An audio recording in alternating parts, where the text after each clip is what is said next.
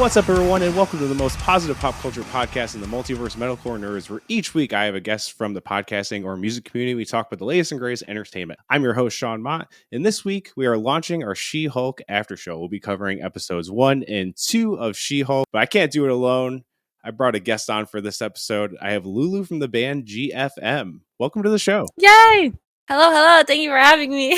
No problem at all. Happy to have you. So if you are coming back to Metalcore Nerds, thank you so much for coming back. Love to see you back. Love to keep this community, keep it on growing. And if you're new, welcome to the show. This is how Metalcore Nerds breaks down. Each week, we talk about the latest and greatest in nerd news. Then we go into our Now Watching section where we talk about what we've watched in the past week in the theaters or on streaming. And then we get into our main topic, which again is She-Hulk. But first things first, we have the Metalcore Nerds Song of the Week. This week's Song of the Week is from the band Stone Thrower. This is called The Fix. Hold me close, I'm starting to feel the way again. On the brink for the fix. Cross me with elixirs and mixers and pictures. I still need you. Hold me close, I'm starting to feel the way again.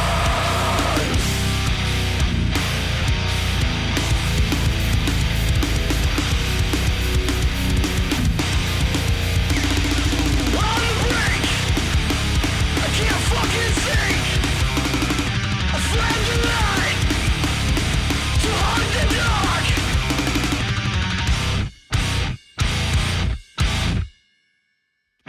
I'm about to cave in.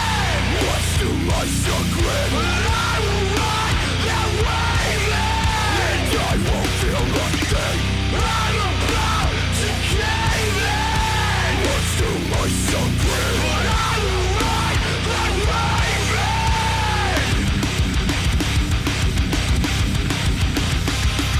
Straight in, reverse it. I lied.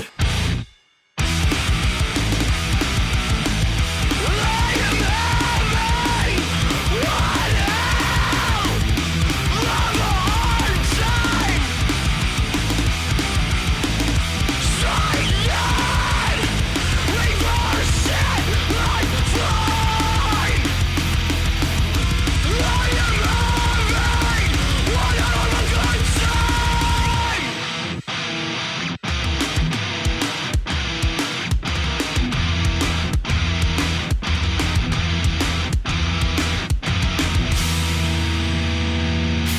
Chasing the dragon until I feel something. Chasing the dragon until I feel nothing. Chasing the dragon until I feel something. Chasing the dragon until I feel nothing. Again, that was Stone Thrower with their latest single, The Fix. They just dropped a new full length called This Is Permanent. It just dropped on August 26th.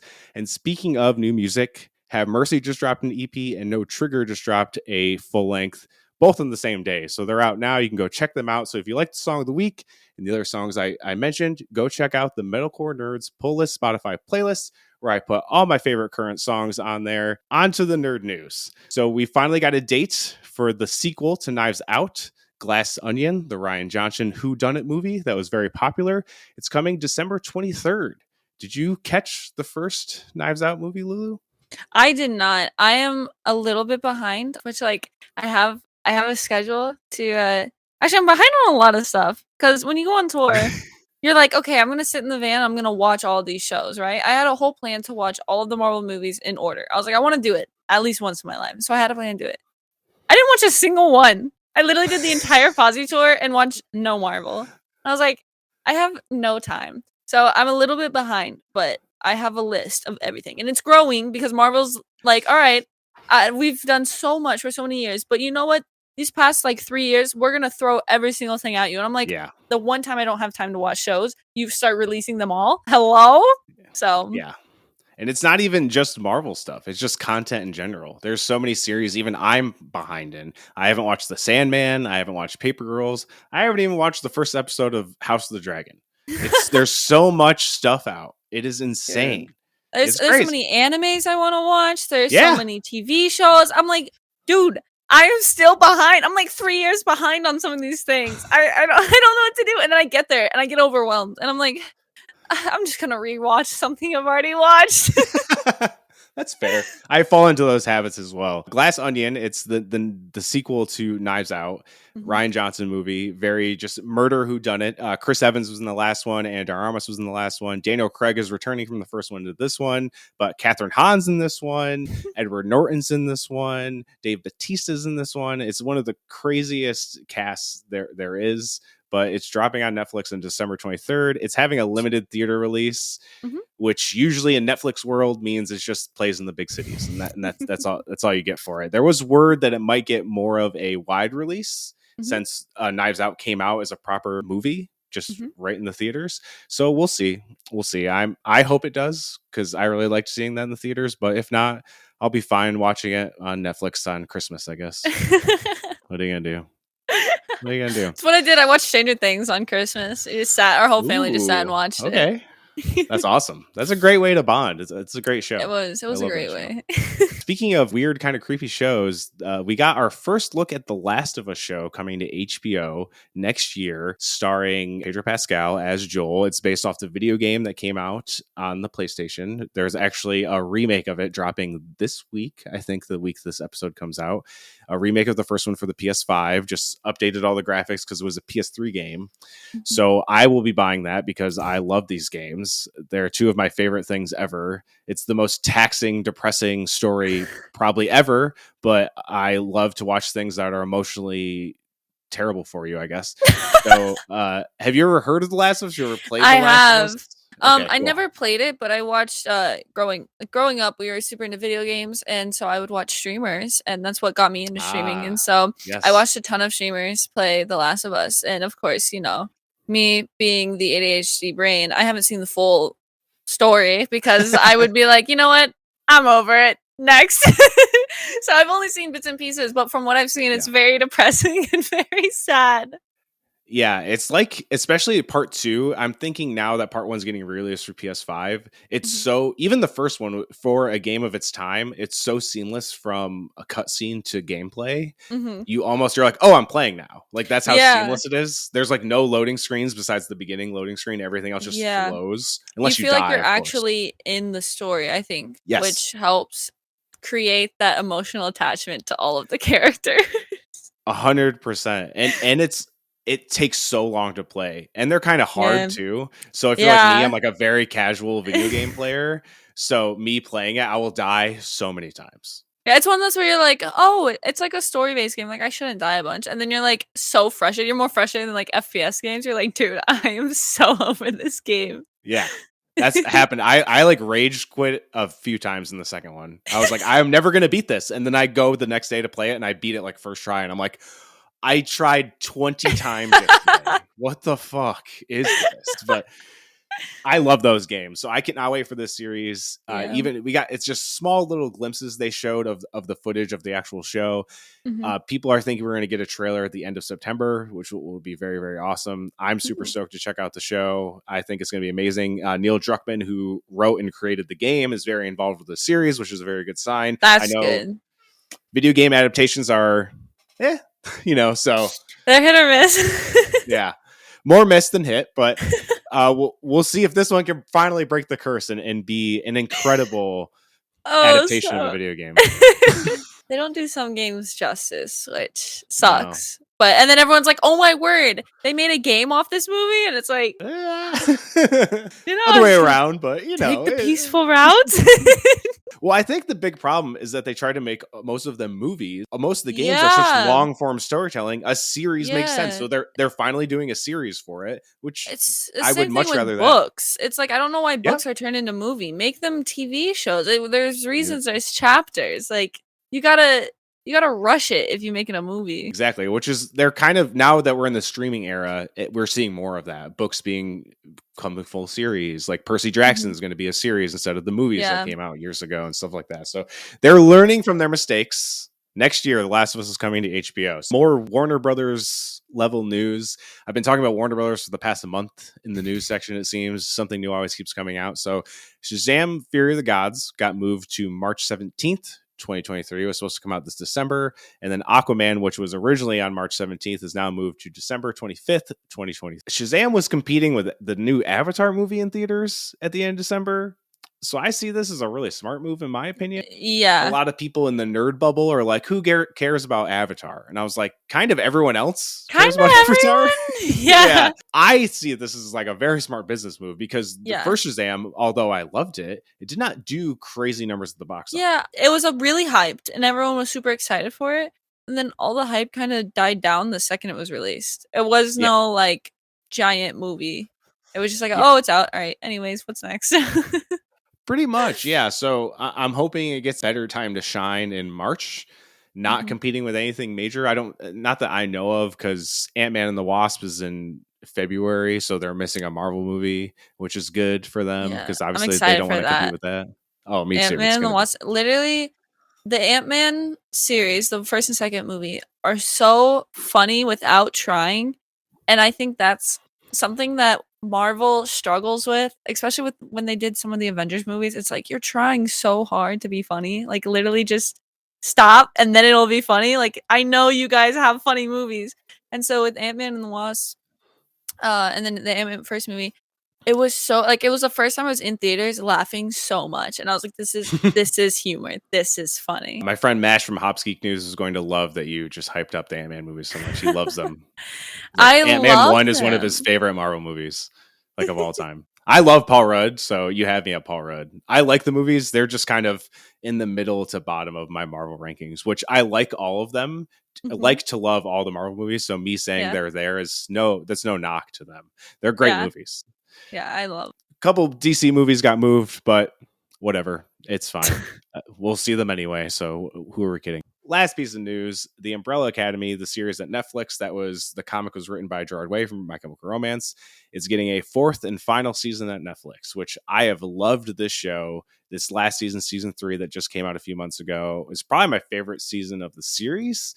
But I'm glad they're getting a fourth and final season, because at this point now, there's only 3 volumes of the comics out. And they definitely change from the comics quite a bit. They take the main premise, but then they just kind of blow it up and make it totally their own, which they kind of reinvented the characters in the comics from the show, which is really cool, because you don't really see that unless it's like Marvel, I guess. It makes sense for them to end it, because pretty much every season is some apocalyptic thing they need to figure out. So the world could only end so many times without them resetting the timeline and everything like that. The way season 3 ends is very like, what is going on? So I'm happy we're getting a season 4. Have you watched Umbrella Academy at all? I have not seen any of the Umbrella Academies. When the first one came out, I was like, all right, I put it on the list. You know, everyone has the list. Yeah. Everything went by. It went further and further and further down the list. And my dad he loves them. Literally, the second they dropped, watched every single episode.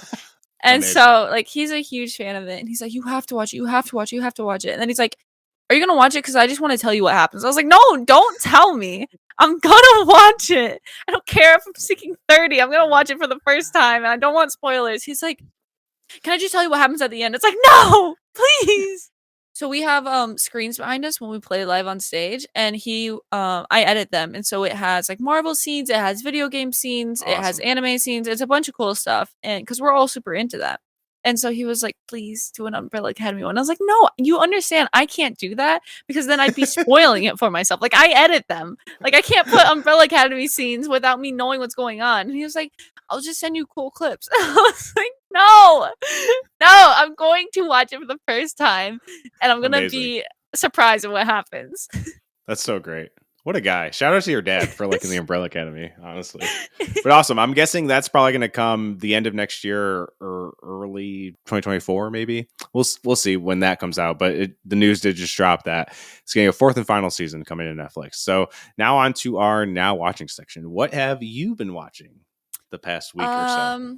So I had never seen Star Wars, and my Whoa. dad had tried it. He grew up on it. He loves Star Wars. He's who got us into all nerdy type stuff. Video games, movies, all of it. Marvel, DC. He tried to get us to watch it from the actual order it should be in, not the way it was released. So like the storyline order.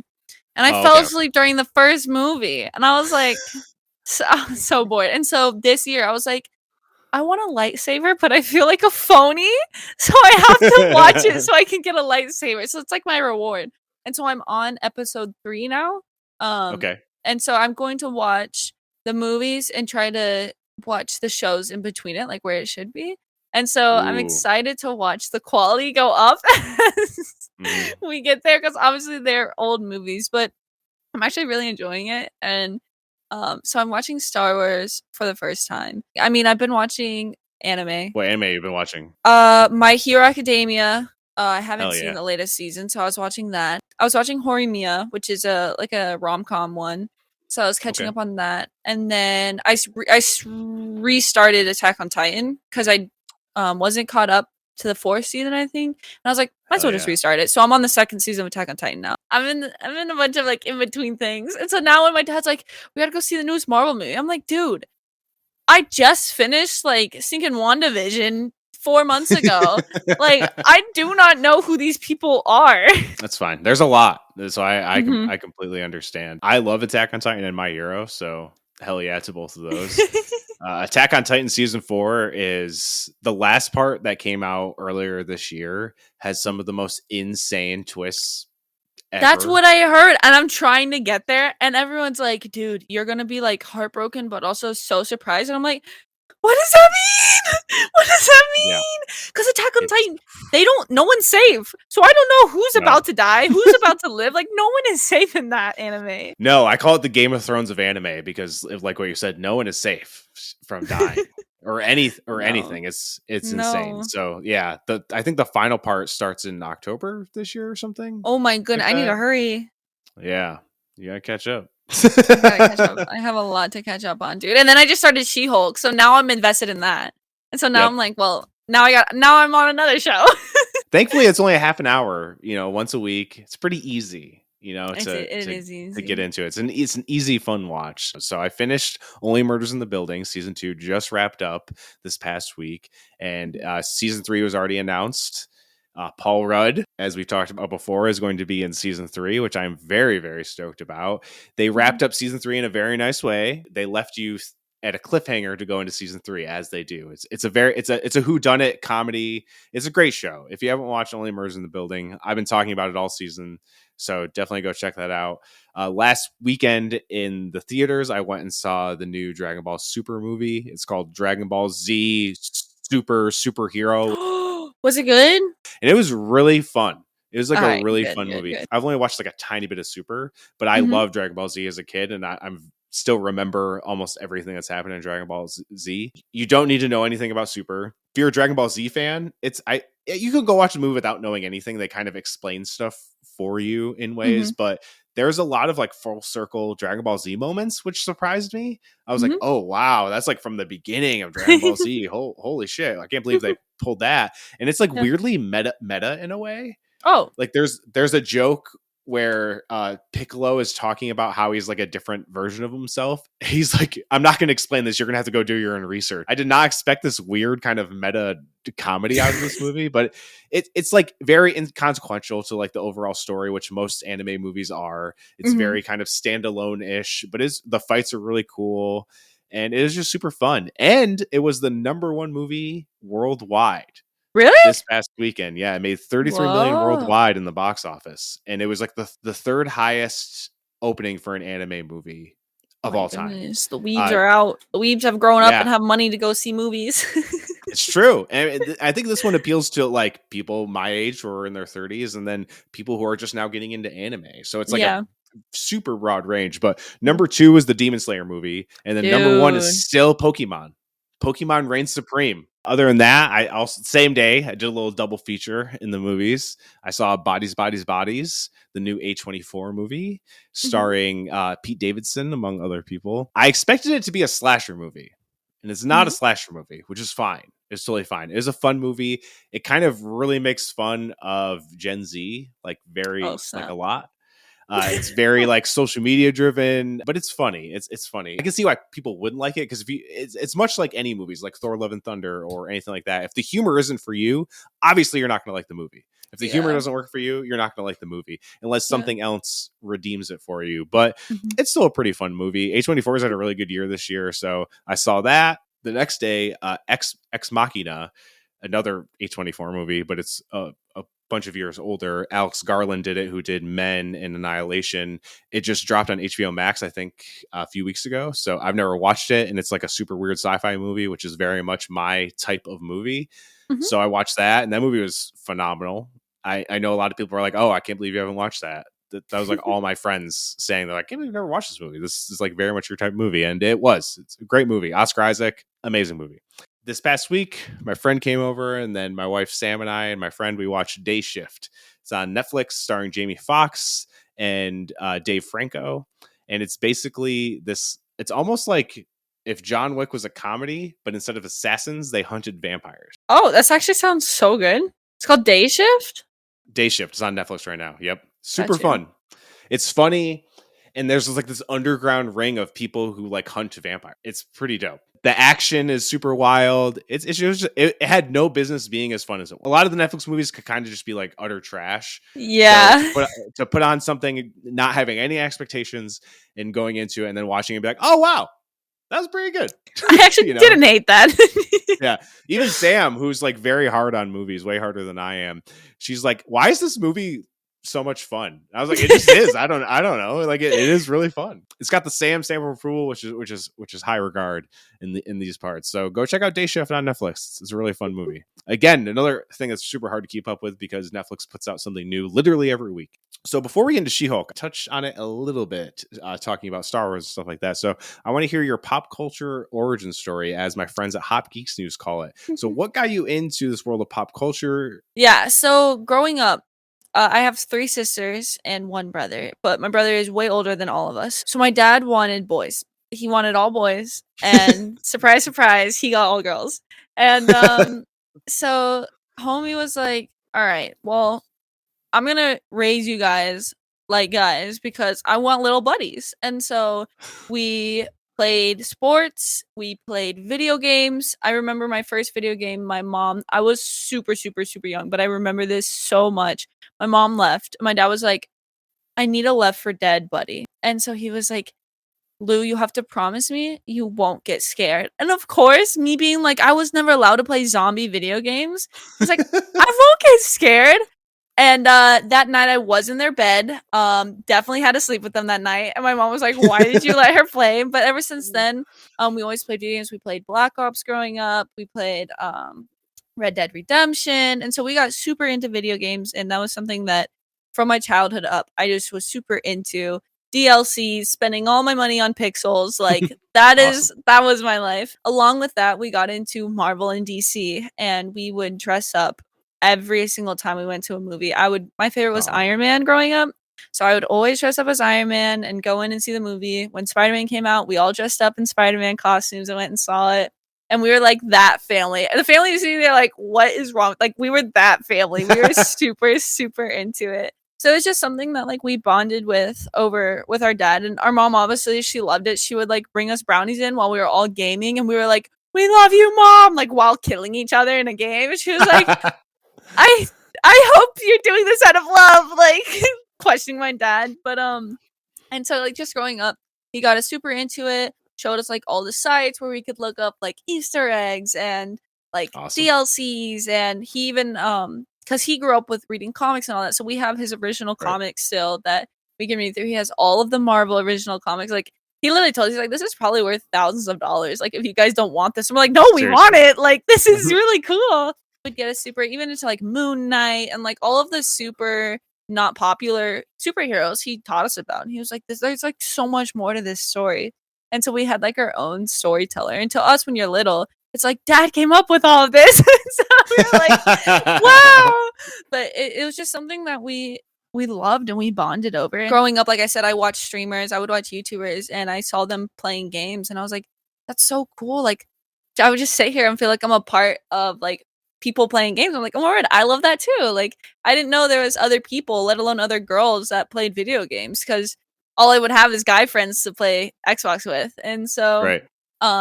we did the band, and we're still doing the band and still touring, and that really took off. So we still had our personal interests, and I even I bought a gaming laptop, and I would bring that on the road. And so like after we got off stage, I would literally go back and start playing, and my mom was like, you need sleep, like it's 1 a.m, go to bed. And I was like, I will, but I gotta win this one round, please. Like I've lost 10 games. Just stay up late playing, and then on days off just sit in like a hotel just grinding zombies, getting to level like 60 and like dying, like no.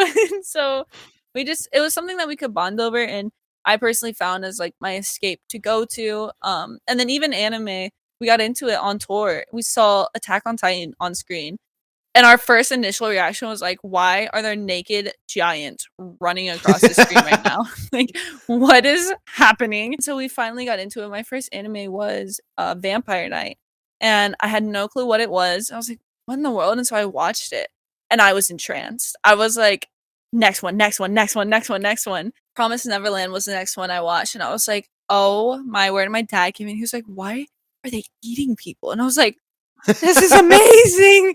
Go, go, go.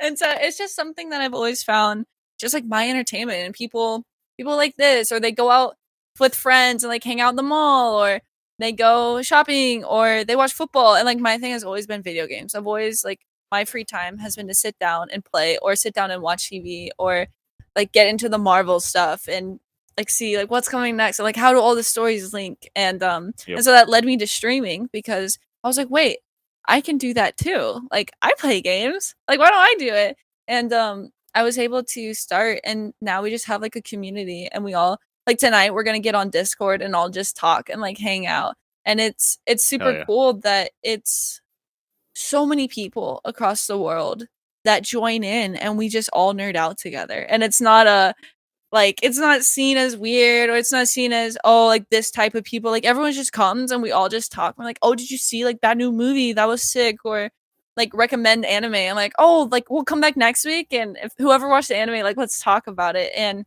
it's cool because when I grew up, the only people I had to talk about this was my family. You know, there was no friends that talked about it. I had guy friends I played video games with, but even then it was like, all right, I'm gonna go hang out with my buds. And I was like, okay, I'm gonna still play the game. And so it's just really cool to have those friends that everyone loves it. Everyone has that like passion for it. And it's sometimes I forget that not everyone has that. And so like I'll go downstairs and be like, Mom, I just like played this game at this super cool thing. And she's like, what are you talking about? What in the world?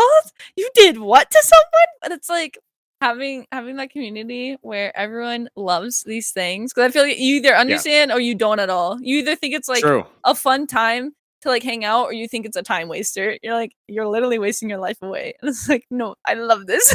Everyone has their hobbies or things that they find for forms of entertainment. It's no different. You know what I mean? Some people like sports. Yeah. Some people like pop culture. You know, it's no different. Everyone needs an escape. Yeah. It's just my entire wardrobe has every single show and game I play, but it's no different, you know? Yeah, I mean, I'm the same way, and it's even worse because my wife is a manager at Hot Topic, so and everything there is. Oh my word! Yeah, that is the cutest thing ever. So we own a lot of pop culture merch, anime merch, whatever. You literally are a Hot Topic. You guys literally walk in. Kind of, yeah. It's kind of how our closets are. It's crazy. Yeah, it's nuts.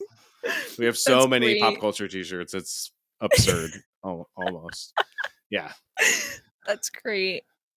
Yeah, awesome. That's really cool to hear that you kind of grew up with this family dynamic, and then it kind of just bled out into forming your own community with it. That's super dope. Mm-hmm. Hell yeah. You ready to get into some She-Hulk? I am. I'm ready. Steve Rogers is not a virgin. He lost his virginity to a girl in 1943 on the USO tour. Yes, I knew it. You're not drunk? Captain America, Awesome. So She-Hulk episodes 1 and 2 are out, but She-Hulk episode 1 mainly focused on the origin of Jennifer Walters becoming a Hulk herself. We saw them crash in a car, her and her cousin, Bruce Banner, crashing because of a Sakaar ship, making them go off the road. Jen Walters cut her arm getting out of the car, which led to Bruce bleeding into her cut, exposing her to the gamma radiation and turning her into a Hulk. But important to note, because a lot of people after Shang-Chi were like, why is Bruce Banner in human form in the post-credit scene? And then in the trailers, everyone's like, well, how is his arm healed? Well, they answered it in the first 10 minutes. He said he had this inhibitor that he had on to keep him in human form that helped start to heal his arm. And then Jen's blood helped fully heal his arm. And this stuff is going to play into my time theory that will come in episode 2. So take note of that as we're moving into that. So basically, this episode is Bruce teaching Jen how to be a Hulk, but him really realizing that she has a much better grasp on this than he does. I do love how she fully spelled out in that monologue saying, like, I have to deal with being angry all the time with people catcalling, like I can't lash out because I could get murdered. People could call me over dramatic, emotional. From a dude's perspective, I loved that because I kind of see those things happen with my wife and stuff like that. But from a female perspective, how did that resonate? It was really cool because obviously going into it, I was like, all right, either it's going to be a really good representation of just like females in Marvel, or they're going to absolutely ruin it and people are going to be like, the feminism movement ruins Marvel. Like, I was like, all right, please do this right, please. Because like, as a female who obviously supports and loves females, I do agree that there's like a wrong way to do it. And it's like, all right, now it's just corny and cheesy and no one's going to take it serious. I went into it, I was like, all right, let's see what happens. And like you said, like that speech there, and there's just other comments that she makes. And it's like, part of my brain, I didn't realize it was happening until I was done. Part of it was like, yeah, that's true. Like, we do have to deal with that crap. Like, oh, yeah, that's true. And then afterwards, I was like, wait, did I just relate to a character who's female and I don't hate it? Like, it was a really cool, I don't know. I felt like they did it pretty right of not shoving it down people's throats of like, this is how women are treated.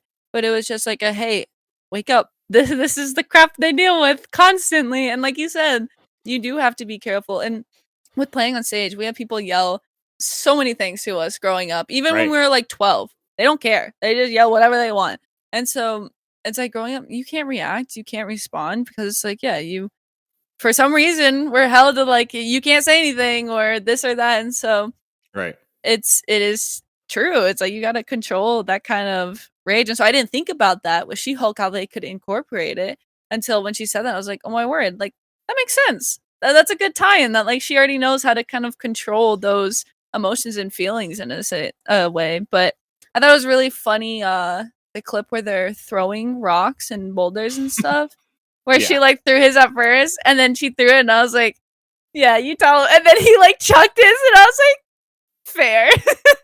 Well, it's even funnier because she's like, I was just showing you how it's done. She goes, oh, I'm shown. that was I thought incredible. It was a cute little like back and forth because even growing up with dudes, we do make jokes back and forth, and it's that friendly banter of like, oh, men always do this, women always do this, and we're just joking, we're just playing around. But then there's parts of it I'm like, yeah, true, fair. You're stronger, you're better. True, fair. You can have that one. Yeah, and even that speech too, it's not just her saying, oh, she's a female and that's why she's better.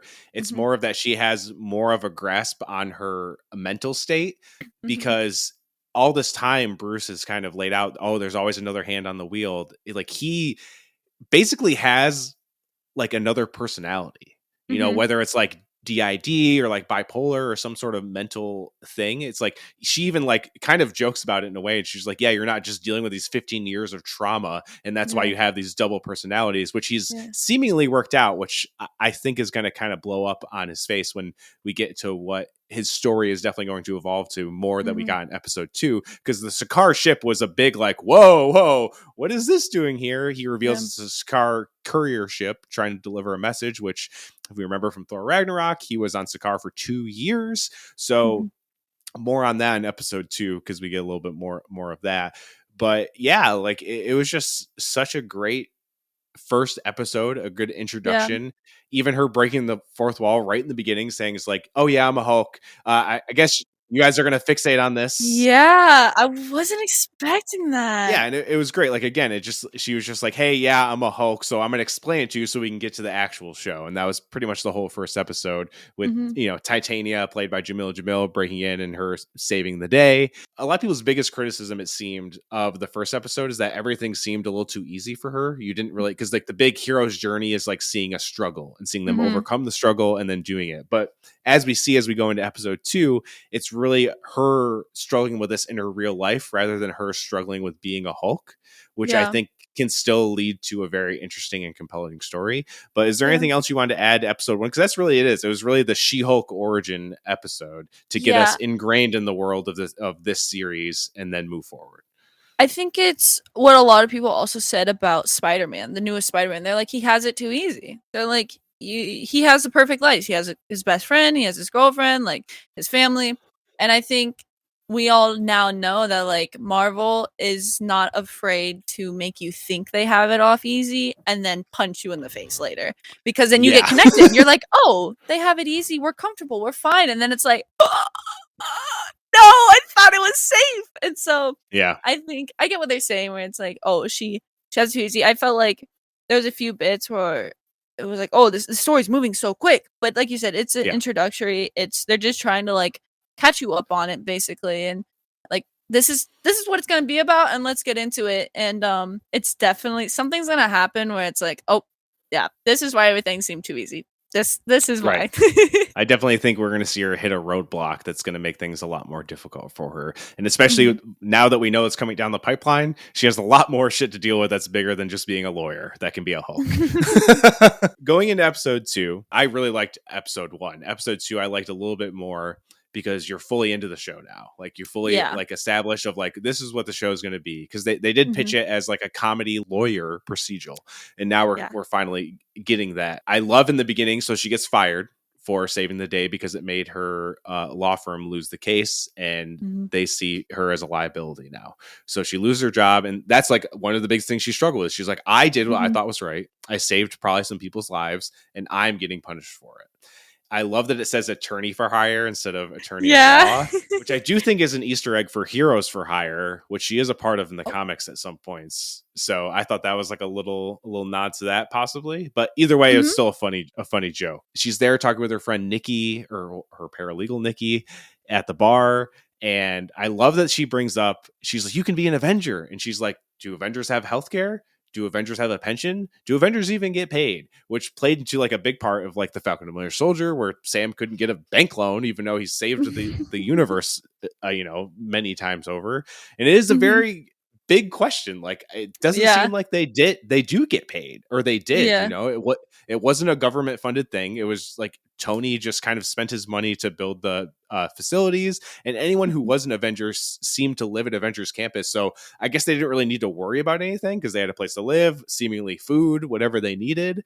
And but it didn't seem like they really got paid anything. They just got like a free spot to like live and eat and train, and potentially die. The world. Yes, and also potentially die. Yeah, but I do love that they bring stuff like that. It's like obviously it's this crazy world where there's Hulks and wizards and magic and multiverse and all this crazy shit that's so not relatable in the real life. But then they bring you back down to like, oh, did the Avengers get paid? Like that stuff kind of brings you down to reality, and it's another thing to make you connect with these characters. I definitely think it was a very relatable show. I think they're getting very good at relating, like you said, to bring it back down to earth, because their movies have always been very human movies with extra stuff around it.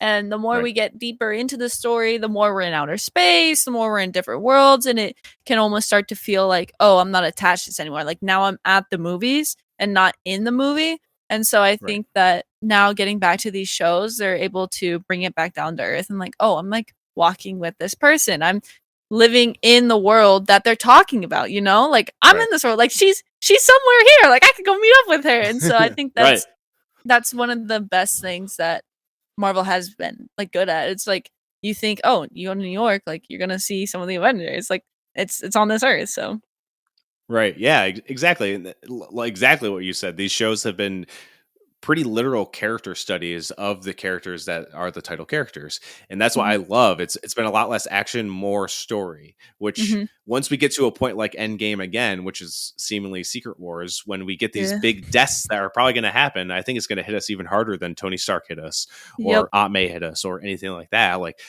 now that we're getting more meat in these characters, when those things happen, it's just going to obliterate us, which I think has been phase 4. Phase 4 has just been like, we're going to rip your heart out as many times as possible, and you're going to come back for more. Yep, it's the most toxic relationship I've ever been a part of, and I'm so glad I'm a part of it. What a great way to put it, honestly. When Jen opens up her laptop when she's hanging out looking for jobs, a couple news articles are on the side of it. There's an article that says a man with metal claws gets into a bar brawl, which has to mean Wolverine. Has to mean Wolverine. Yeah. Which is a crazy Easter egg. And then under it, it says giant statue frozen in European ocean, which is referencing the celestial that's frozen in the ocean from the end of Eternals, which a lot of people have been complaining that they didn't reference it. Well, you got it. They referenced it. I didn't know that. That's a good find. I'm going to tell my dad. Yeah, my dad's going to be like, oh my word. I think he'll really dig those for sure. But then Jennifer Walters gets hired by this new law firm that wants her to head the superhero law. The big clincher is that she has to do it as She-Hulk, which is actually a reverse of the comics. She got hired by the same law firm, but they made her not be She-Hulk. It's kind of like a reverse of that from the comics. But they want her to be the big face of the superhero law division, and her first case is Emil Blonsky, aka the Abomination, which she immediately says, this guy tried to kill my cousin. I don't know if I can do this. And then she's like, no, it's good. Don't worry about it. And she ends up meeting with Emil. And I thought this part was incredible of the way they paint Emil to be, hey, I was just a soldier. The government told me to do this mission to take out a bad guy. I thought I was the good guy. I thought I was going to become a superhero and be famous like Captain America. And then the person I went to take out is now a hero. Your cousin, the Hulk. He's a hero now. And I love that they played into that. And he did say that he has 7 soulmates that he wants to get out and start a life with. Yeah. Which I do think is an inevitable mention that he will be in the Thunderbolts.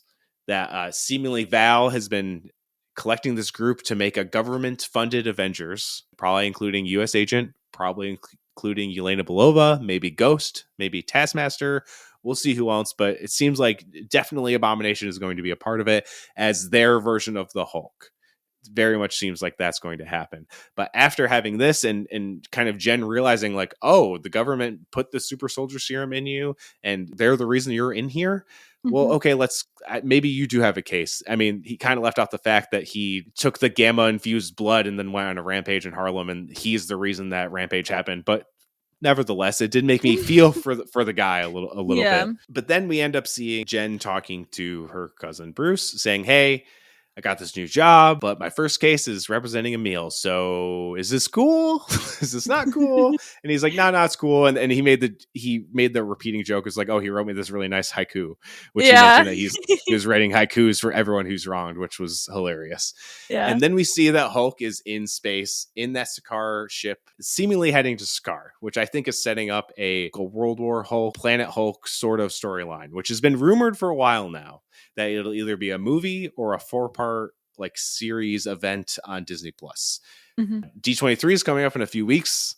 I would place money on it that they're going to announce that we're going to get a Planet Hulk movie, which people have been clamoring for. I think we might get the Crazy Hulk back, maybe a Maestro version of Hulk, and maybe he becomes a villain that we might see. We'll see how that goes. Have you ever seen the Disney show that they came out with all the Hulk? Was it the Planet Hulk? Didn't they do like a movie of Planet Hulk or something? I'm not sure. It was a cartoon, like the little cartoons that they did of the series, and I don't know if they ever connected them. It might have been its own, like, all right, we're gonna do little cartoons because they had a Spider-Man one, they had an Avengers one, but there was a whole Planet Hulk series, and they had cartoons of all of the Hulks and like kind of like had them all living together and how they interacted. So I would love it to like see in real life like a version of how they all interact together, which was why She-Hulk was so crazy to me, because I was like, oh my word, like this is the first time we're seeing it interaction, like humans, but like as humans like together. Like, this is wild. Like this is crazy. I like that little kid in me that watched that show. Like when I don't even know how old I was, maybe 12, 13, was like, oh my word, this is happening? This is crazy. It's super dope. I have not seen the animated series, but it does seem very interesting. Mhm. A lot of those animated series kind of lost me because I watched like the OG ones, like Spider-Man, the 90s one, Batman, X-Men, all those ones, all that stuff. So the ones in the middle kind of lost me when for whatever reason. I just never watched them. We see him fly off. It seems like it's like, again, it's very much going to tie into Bruce's future. I do not think we're going to get those answers in this series. I think it's probably the last we'll see of Bruce unless they do some kind of after credit stinger to tease us more, but I don't even think we need that. Everyone's pretty much going like, oh, we're getting what we've asked for these last few years. She decides to take the case, but then sees that Abomination has been caught leaving prison to go fight Wong, which we saw in Shang-Chi. Now, this is where my timeline thing comes up. So, the after credit scenes of Shang-Chi showed that Bruce was in human form. He was still in a sling, which we saw first events of She-Hulk start with him in his sling and then him getting his arm healed. So that seemingly happened before the series really even started, because that happened weeks before where we are now. But then we see this fight between Abomination and Wong, which happened in the middle of the Shang-Chi movie. So it's like, how could the events of the post-credit scene happened weeks ago when something during the movie is happening now? Now, I could be overlooking this. They could answer it next week. It's just something I needed to bring up because I was thinking about it and I was like, wait a second. I was like, how could that happen now? That should have happened like a month ago or something. Because the writers did say this happened a little bit after Shang-Chi, which would make sense. Again, we saw Bruce Banner in human form. He was in the sling. Now he's not in the sling. He's Smart Hulk again. But then we see this thing. And the big thing, they're like, oh, maybe this is just another fight. And I was like, they're all live streamed. How have they not gone viral until now? That doesn't really make sense. It's not really how the internet works. Things go viral almost instantly.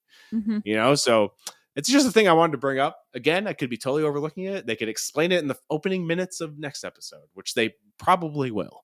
But just something I wanted to bring up. So after I made a reel about this timeline error theory, a ton of friends, including Lance from Comic Book Keepers, brought up a really good point. I went back and rewatched the end of the episode. They do say new footage has been leaked. And then Lance pointed out that the cage fights were dark web level type events. So it makes sense that this footage could be leaked now and this could be from months ago. Totally taking care of the timeline error, I thought. I did still think it was weird that the prison didn't notice that Abomination has been leaving, but it could be one or two things. They're either in on it with Val, something Thunderbolts related, or Lance also brought up that Wong could be making an illusion to make it seem like Abomination is still there. Which, really good points. Lots of logic, Lance. Thanks for everyone who checked out that crazy reel of me totally overthinking this and indulging me in my crazy theories. But other than that, I really love these first two episodes. What did you think of episode 2? Were you super into it too? I actually watched episode 2 while I was working out, and I can tell you I did not do a lot of working out, and I did a lot of sitting there watching the show. Because I was like, it was so entertaining. That's like the best way I can describe it. It was genuinely entertaining. And I think that after years and years and years of telling a story, I don't know how somehow they still have our attention. Like we are entranced. We are literally like, yes, give us more, give us more. And I think it was really great. I thought it was funny. I thought there was a lot of like good humor, and I was like, oh yeah, that's funny. And I think that it was really cool how, again, they are bringing in this like girl, and even when they're in the prison, he was like, please, like, we're in a prison. And it kind of like brings you back to life. Like you're having fun, and then all of a sudden you're like, oh wait, yeah, like this dude literally was like killing people. Like, all right, this is serious again. So I think it was really well scripted. I think that it's really cool to see the interaction between She-Hulk and Hulk together, and just like from the introduction, we know their background now. We kind of know their chemistry of how they interact, and now seeing that, even like I thought it was funny, even when the spaceship, like the ship took off, she goes, oh, I guess the phone call's done now. Yeah. I was like, I absolutely love their like connection together, and I'm very excited to see, because like obviously your first thought is, okay, what's gonna go wrong? Like something's gonna go wrong, something has to go wrong. Right. I'm very excited to see if they, like, if it's all up to her now, because we did just watch Hulk absolutely go miles away. So it's like, I wonder if now it's going to be all up to her and she doesn't know where he went. So like, is she going to get upset that he's not answering, like helping her? Is she going to have to like find someone else to help her? I am so intrigued to know what's going to happen next. Yeah, and that's kind of the beauty of this show is you don't really know where it's going, which is Mhm. almost always the most exciting part about TV shows. Yeah. Is that you don't know where they're going. I do know we're obviously getting Wong, which I think we'll probably get next week, seemingly, because we saw him fighting with Abomination. So I'm guessing he will be brought in for maybe smuggling a prisoner out of prison, possibly. Which will be fun to see. And then we know Daredevil's coming. Charlie Cox it will be in some of the episodes, so it'll be dope to see him fully in the Marvel Cinematic Universe, other than a small cameo that we saw in Spider-Man: No Way Home. So Yeah. there's a lot to look forward to with this series. There's 7 more episodes. We got 7 more weeks of the show. So Yeah. I am down for the journey. It's a super super fun show. But before we get out of here, anything going on with GFM you want to plug for the people? We are about to go on tour with Fozzy. I think we have 2 weeks before we leave. So there are tickets still available. Some shows are sold out, but if you check our website, thegfmband.com, there's all the information. If we're coming to a city near you, which thank goodness, Fozzy literally always goes to like the main cities, so it's not a 3-hour drive, it's a 3-minute drive. So if we're coming to a city near you, make sure you come out. We can talk video games, pop culture, TV shows, we can talk it all. By then we'll have some more information on She-Hulk so we can come up with theories and all that before I head on stage. But make sure you come hang out with us. And other than that, just come hang out on streams. We all stream. We all have our own thing. So we'll be talking. We'll be excited. I am like amped up. You know, you go up and down with Marvel, you know, so you're super, super excited for it. And then it's like, all right, like I'll keep up, but it's whatever. And then you like, get super back into it. And I think I am at that peak again where I'm like, I need Marvel in my life. Yes. Yeah. There's definitely the shows where you're like, man, this is just so good. There's been some where you're like, this is not like this is bad, but I'm just like, this is okay. And then you get into the ones where you're like, man, this is so great. The thing happened with me with Miss Marvel. I was like, man, this show is so good. I did not expect it to be this good. No one expected it to be good, but I've heard everyone be like, honestly, like I expected this to suck, but I am very happy with what I saw. And I was like, all right, now I want to watch it. Like that's an honest review. Very good. It's very, very, very good. It's so good. It's such just like a charming, culturally driven, amazing, like coming of age story. It's fantastic. It's one of my favorite Marvel series. And that's saying a lot for me. I don't usually say that because like Loki and WandaVision are my top for MCU series. And that one's right up there with them. Yeah. Nice.